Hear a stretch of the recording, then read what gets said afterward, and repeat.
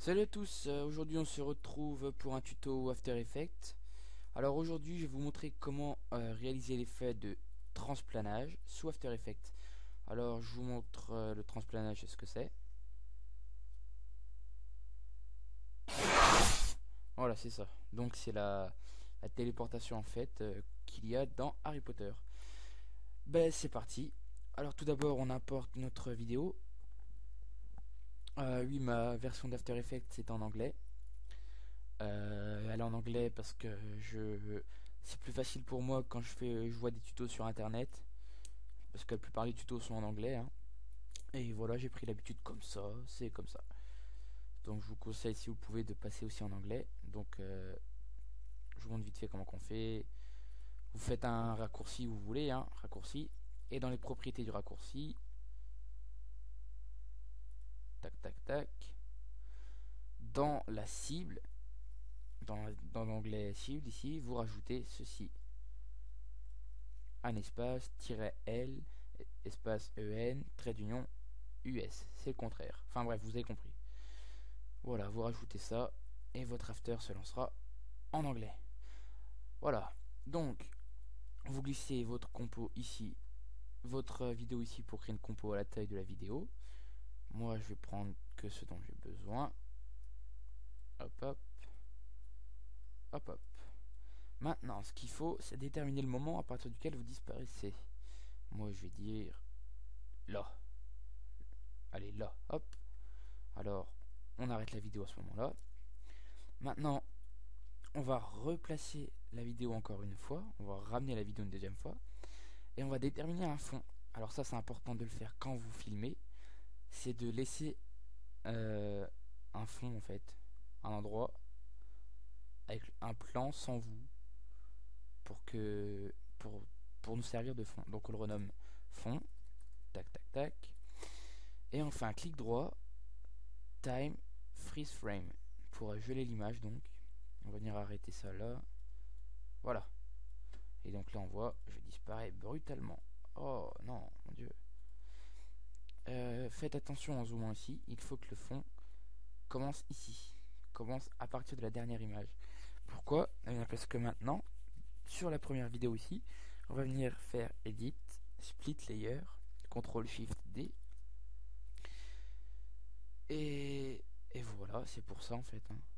C'est juste pour ça, c'est-à-dire que si on faisait ça, étant donné que maintenant on va faire un masque sur celui du milieu là, on va faire un masque autour du personnage, ce qu'on va faire tout de suite. Donc vous allez dans l'outil Pen Tool ici, vous prenez la plume, vous faites le tour. Donc là je vais le faire rapidement, hein. C'est juste pour vous montrer.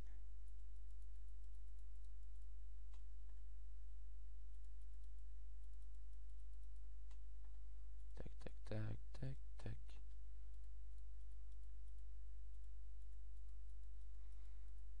Hop hop.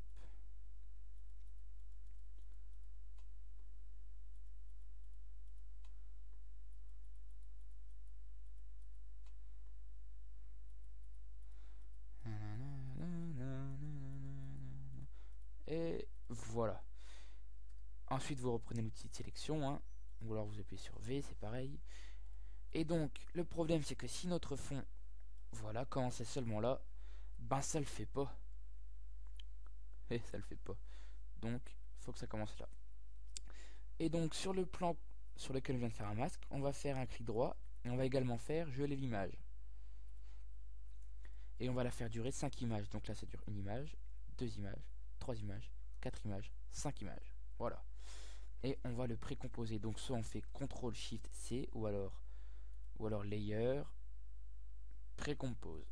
Voilà. Donc vous cochez celui du haut, Leave all attributes, nanana, ok. Et maintenant on va rajouter les effets. Il y a un effet que je me sers, dont je me sers, qu'il faut télécharger. Donc on trouve les tutos de téléchargement sur YouTube, hein. C'en est un qui n'est pas d'origine d'After Effects. C'est l'effet CC Flow Motion qu'on trouve dans le pack Seacore FX. Donc dans YouTube vous marquez télécharger Seacore FX et vous trouverez. Maintenant on va rajouter dans l'ordre les effets dans Distort, donc Twirl, Distort, Turbulent Displace et enfin Seacore. CC Flow Motion. Et donc là, la première image, ce qu'il faut, c'est que dans Turbulent Display, ici, le amount soit à 0. Et on va venir cocher les chronomètres pour twirl, donc de l'angle pour twirl, de amount pour Turbulent Displace, également l'évolution. Et pour le Flow Motion, on va cliquer sur amount ici. Et voilà. Maintenant, on va à la dernière image, donc ici. C'est pas là la dernière image, hein, c'est là. On vient là. On va mettre l'angle de twirl à 1. Le amount ici à 100. L'évolution également à 1. Et le amount ici pour Flow Motion à 10. Et voilà le centre ici de Flow Motion, le Note 1. On vient le replacer là. Pour qu'on soit aspiré en fait vers le centre. Comme ça. Maintenant, dans les propriétés ici du calque, on va appuyer sur S pour afficher l'échelle, Shift et R pour afficher la rotation. On va venir cocher les deux chronomètres. On vient une image après la dernière image, donc ici. On va mettre l'échelle à 0 et la rotation là à 1. Tac, tac. Donc on regarde ce que ça donne. Voilà. Oh, ça rend pas terrible, hein. Bah, c'est pas grave. Parce que maintenant, ce qu'on va faire, c'est qu'on va activer ici le Motion Blur. Alors, si vous n'avez pas ces options-là, vous cliquez sur Toggle Switches Mode ou alors vous appuyez sur F4 et vous les avez. Et ensuite, on active ici le Motion Blur dans la compo. Et donc là, ça nous fait du flou de mouvement, hein, Motion Blur. Pam, pam, pam, ça rend déjà mieux. Mais on va faire en sorte que ça rende encore mieux. Comment? On va rajouter de la poussière. Ouais, la poussière. Donc, la poussière sera disponible dans la description. Moi, je vais le chercher là-dedans. Tac, tac. Dust Elements. C'est le troisième là. Voilà. Voilà. Donc, vous placez la vidéo ici. La vidéo de la poussière là. Vous en profitez pour régler l'échelle. Donc, S, vous baissez ça. Voilà. Et maintenant, ce qu'on va faire, c'est qu'on va caler notre poussière. Alors vous voyez, par contre, le problème, c'est que la vidéo est trop lente. C'est trop lent. La poussière arrive trop lentement. On voudrait que ça arrive plus rapidement. Comment qu'on va faire? C'est simple, je vais vous montrer. Donc là, on voit, ça va pas. On va faire un clic droit sur la poussière, ici. Et dans Time, on va faire Enable Time Remapping. Alors comment ça marche? Les deux curseurs ici représentent le début et la fin de la vidéo. Et en fait, ça c'est la durée de la vidéo. Donc, quand on va ramener le curseur ici, quand on va les rapprocher, on va accélérer la vidéo. On peut également la ralentir, ça marche dans l'autre sens. On peut ralentir la vidéo. Mais nous, ce qu'on va faire, c'est qu'on va l'accélérer. Et on va venir la faire commencer quand on commence à transplaner et disparaître, c'est-à-dire là, voilà, on va la faire commencer là. On va un peu plus loin. Quand il y a de la poussière, voilà là. Donc on va centrer la poussière et on voit que ça fait des bords là. Alors on va faire un masque. Je vais faire un masque vite fait, hein. Oh, pourquoi c'est lent comme ça? Voilà, comme ça.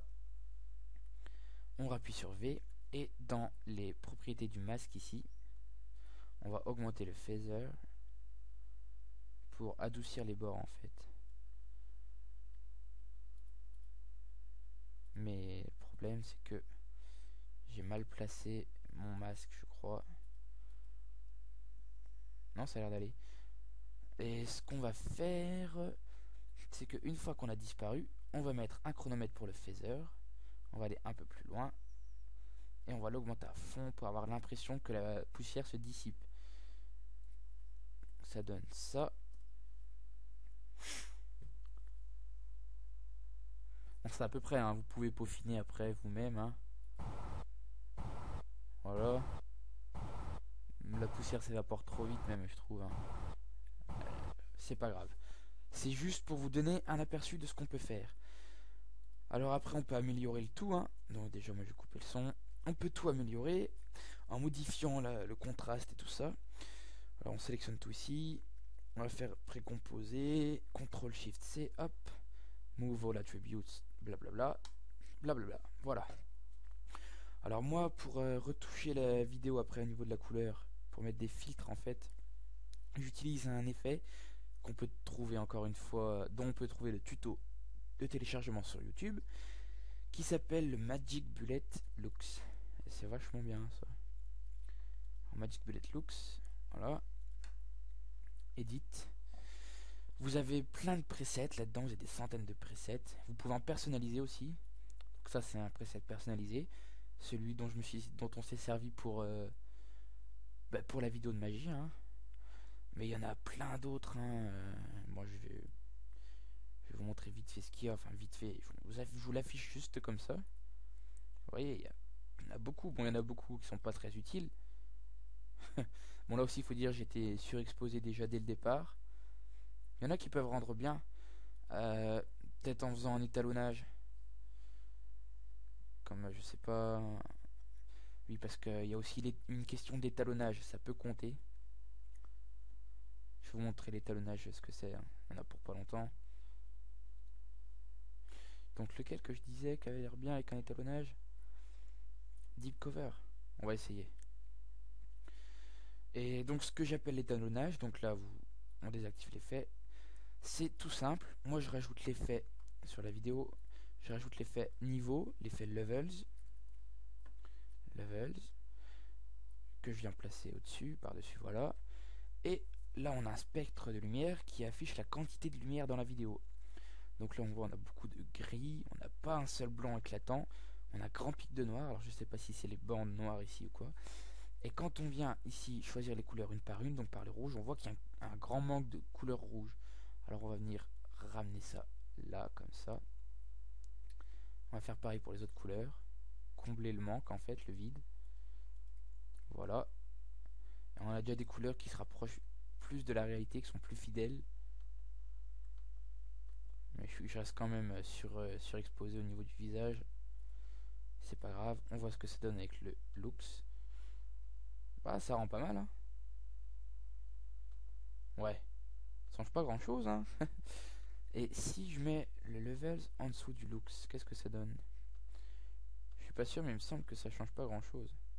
Ah, du coup, la red, on remet comme ça. Si je fais l'étalonnage par-dessus, en fait, hein. Ouais, c'est pas terrible, hein.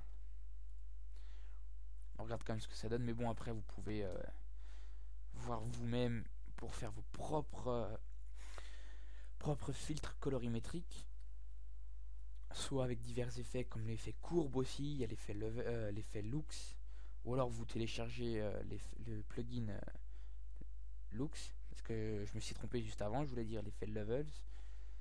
Il y a des tas de trucs, des tas de possibilités. Parce que même qu'avec l'étalonnage, hein, qu'avec un étalonnage, ça rend pas mal non plus.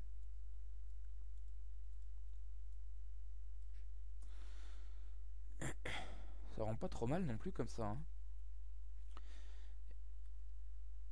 Tac tac tac. Aspiration. Transplanage, je devrais dire.